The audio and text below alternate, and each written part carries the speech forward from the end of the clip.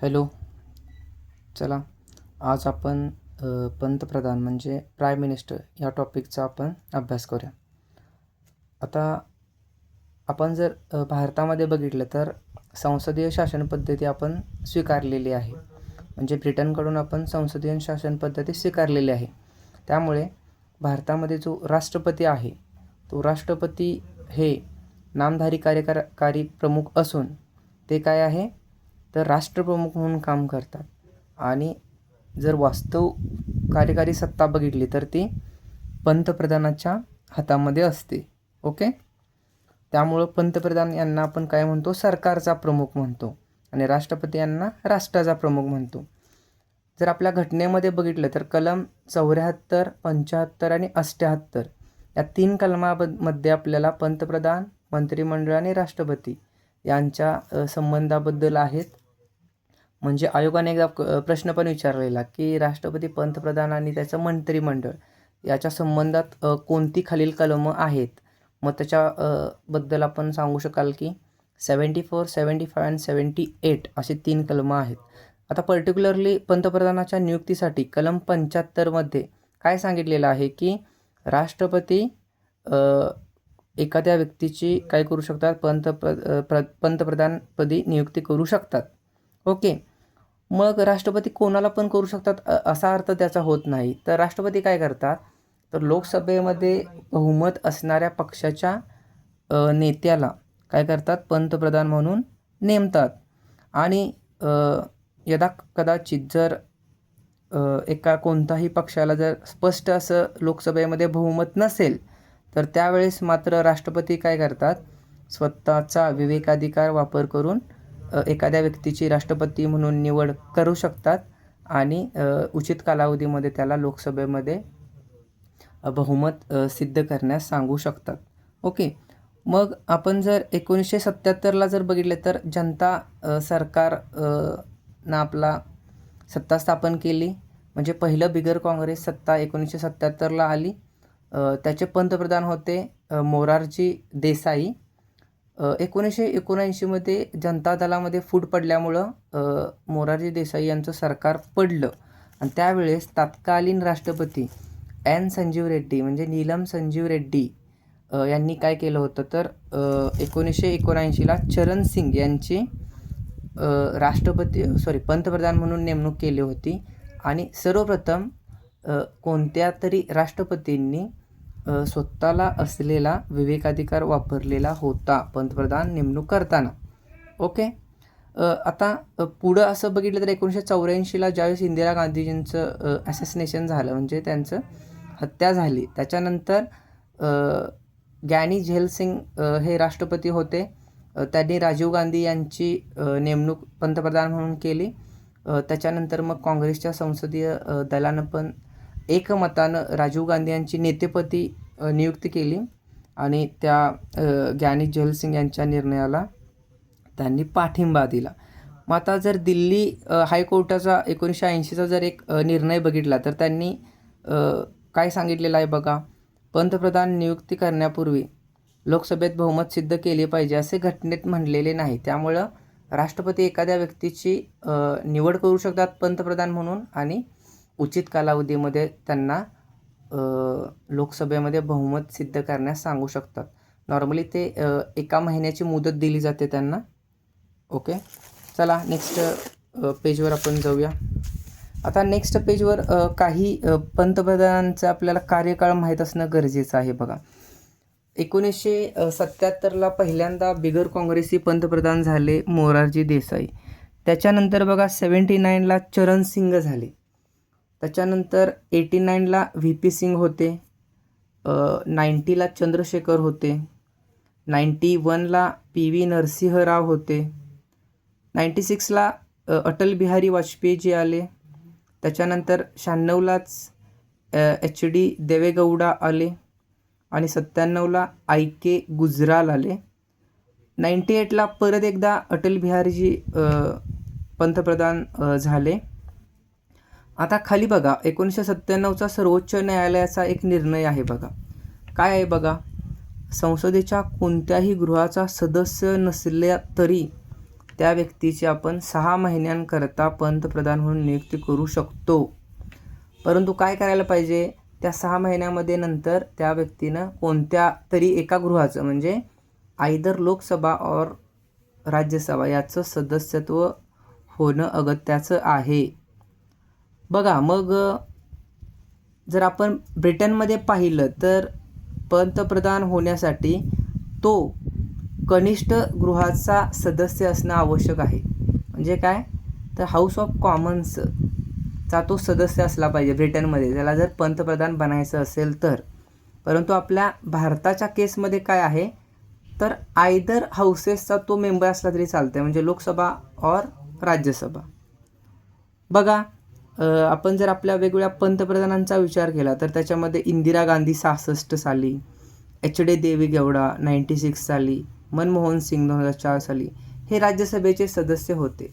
आणि इतर आपले जे पंतप्रधान राहिलेल्या व्यक्ती होत्या त्या लोकसभेच्या होत्या. ओके. मग आता शपथ जर बघितले तर काय, तर राष्ट्रपती हे आपल्याला शपथ देताना पंतप्रधानाला पाहिलं जातं. मग पंतप्रधान शपथ कशाची घेतात, घटनेची खरी निष्ठा बाळगणे, सार्वभौमत्व अखंडता अबाधित राखणे, पदाचे कार्य प्रामाणिकपणे व विवेकबुद्धीने पार पाडणे आणि लोकांप्रती घटनेनुसार व कायद्यानुसार भयाने किंवा पक्षपाताने किंवा आकसाने प्रेमाने प्रेरित न होता योग्य व्यवहार करणे अशा घेतात. ओके. आता बघा नॉर्मली 2 शपथ घेतल्या जातात मंत्र्यांनी. एक गुप्ततेची शपथ घेतली जाते आणि एक त्या पदाची शपथ घेतली जाते. आता गुप्ततेची शपथ म्हणजे काय, तर त्याच्या विचारार्थ आलेला एखादा विषय असेल, ती माहिती ज्यांना सांगणं गरजेचं आहे त्यांना सोडून इतर लोकांना प्रत्यक्ष किंवा अप्रत्यक्षपणे ते सांगणार नाहीत, अशी गुप्ततेची शपथ त्यांना घ्यावी लागते. ओके. आता पंतप्रधानाचा कार्यकाळ बघितला तर तो नॉर्मली राष्ट्रपतीच्या मर्जीवर असतो. म्हणजे राष्ट्रपतीच्या मर्जी म्हणजे काय, जोपर्यंत लोकसभेत त्याला बहुमत आहे, म्हणजे 5 वर्षाच्या टर्ममध्ये, तोपर्यंत तो आपलं पद ग्रहण करू शकतो. ओके. आणि ज्या दिवशी तो मग लोकसभेमध्ये आपलं बहुमत सिद्ध करण्यास असाही असेल त्यावेळेस त्याला पदावरून दूर केलं जातं. आता वेतन आणि भत्ते बघितले तर संसद वेळोवेळी त्यांचं वेतन आणि भत्ते ठरवत असतं. आता खालील नेक्स्ट पॉईंट आहे पंतप्रधानाचे अधिकार आणि कार्य आहेत. ओके. आता सगळ्यात महत्त्वाचं कार्य काय आहे हो, तो मंत्रिमंडळाचा प्रमुख आहे. त्यामुळे सर्व आपल्याला माहीत आहे की पंतप्रधानाची नेमणूक राष्ट्रपतींद्वारे केली जाते आणि पंतप्रधान ज्यांच्या नावाची शिफारस करेल त्यांना मंत्री म्हणून राष्ट्रपती नेमतात.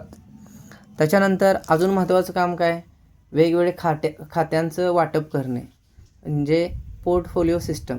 आपण ज्यावेळेस 1861 कायदा बघत होतो त्याच्यामध्ये पहिल्यांदा पोर्टफोलिओ सिस्टम म्हणजे खातेनिहाय पद्धतीची सुरुवात झाली भारतामध्ये.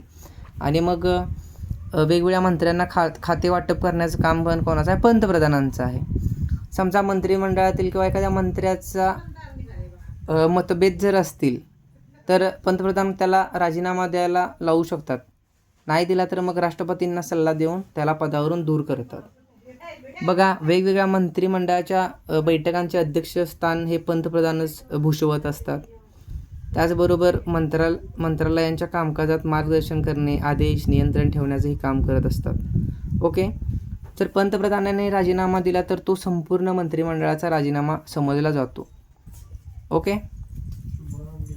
म्हणजे बघा पंतप्रधानांनी राजीनामा दिला किंवा त्यांचं निधन झालं तर काय होणार आहे, तर मंत्रिमंडळ ॲटोमॅटिकली विसर्जित होणार आहे, म्हणजे तिथं व्हॉइड क्रिएट होणार आहे. या उलट एखाद्या मंत्र्यानं राजीनामा दिला किंवा त्याचा मृत्यू झाला तर काय, ते पद फक्त रिक्त होणार आहे. नवीन त्याच्या जागी कोणतरी आपण नेमणूक दुसऱ्या मंत्र्याची करू शकतो. म्हणजे मंत्रिमंडळ त्यावेळेस व्हॉइड किंवा विसर्जित होणार नाही.